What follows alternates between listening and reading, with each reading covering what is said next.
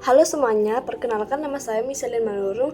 Hari ini saya akan menjelaskan materi tentang biografi dan surat. Nah, pertama-tama sebelum kita memulai, kita akan mengetahui apa tujuan pembelajaran dari biografi dan surat. Yang pertama itu, memahami definisi dan konsep dasar biografi sebagai kisah hidup seseorang. Yang kedua, mengenali dan menjelaskan unsur-unsur penting dalam penulisan biografi. Yang ketiga, mengetahui berbagai jenis surat beserta struktur dan fungsi masing-masing. Yang keempat, mampu menyusun biografi sederhana secara kronologis dengan urutan peristiwa yang jelas. Dan yang kelima, mampu menulis surat sederhana sesuai jenis dan tujuan komunikasi yang tepat. Kemudian, definisi dan unsur penting biografi. Kita perlu memahami struktur dan tujuan penulisan biografi secara jelas. Yang pertama itu pengertian biografi. Biografi merupakan cerita tertulis tentang kehidupan seseorang yang berdasarkan fakta nyata.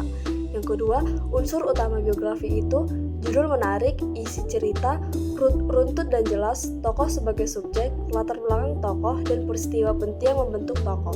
Dan yang ketiga, tujuan penulisan biografi adalah memberikan inspirasi dan informasi, mendokumentasikan sejarah hidup, serta menghargai perjalanan tokoh.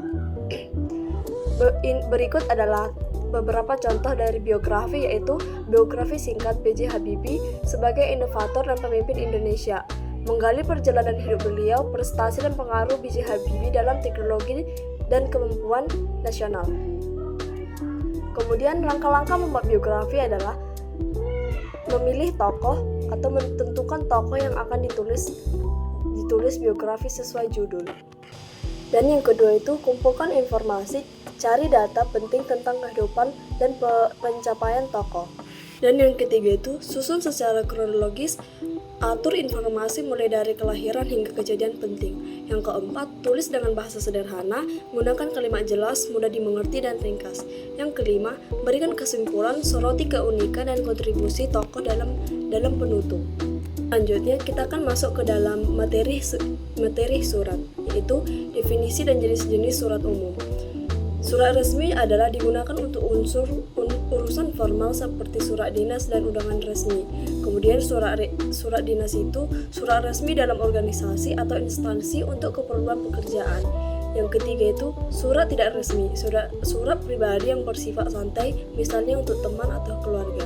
Yang keempat, fungsi surat, menyampaikan informasi, permintaan, pemberitahuan atau undangan secara tertulis. Yang kelima, surat pribadi, komunikasi personal yang ditujukan secara langsung kepada individu. Perbedaan surat resmi dan surat tidak resmi secara lengkap, yaitu surat resmi itu bahasa formal dan baku, tujuan untuk kepentingan resmi dan formal, contohnya itu surat dinas dan undangan resmi. Yang keempat, struktur lengkap dengan kepala surat dan salam resmi. Surat tidak resmi itu bahasa santai dan sehari-hari atau tidak baku. Kemudian tujuan komunikasi pribadi atau santai, contohnya itu surat kepada teman dan keluarga. Strukturnya sederhana, bebas sesuai kebutuhan. Langkah-langkah dalam membuat surat itu adalah mulailah dengan menulis tanggal dan salam pembuka yang hangat, seperti halo teman atau kepada sahabatku.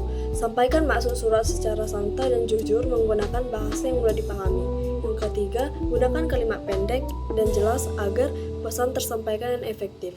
Kemudian yang kelima, akhiri dengan salam penutup yang ramah dan tanda tangan untuk kesan pribadi.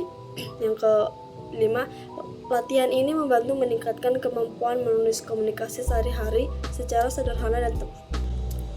Beberapa struktur surat yaitu bagian surat dan fungsinya. Kepala surat itu fungsinya memuat identitas pengirim surat.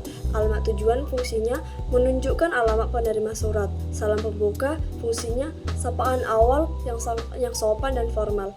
Isi surat fungsinya berisi pesan atau maksud surat. Kemudian salam penutup fungsinya penutup surat yang menyampaikan harapan atau salam. Kemudian tanda tangan fungsinya bukti keaslian dan identitas pengirim surat. Kemudian yang selanjutnya itu kesimpulan dan langkah berikutnya dalam menulis biografi dan surat. Pertama, memahami konsep dan unsur penting dalam biografi serta surat. Yang kedua, menguasai keterampilan menulis biografi dan surat sederhana sebagai dasar utama. Yang ketiga, rutin melakukan latihan menulis untuk meningkatkan kualitas dan kepercayaan diri. Yang keempat, Memanfaatkan sumber belajar tambahan seperti buku dan internet secara terbuka. Nah, sekian presentasi dari saya. Terima kasih.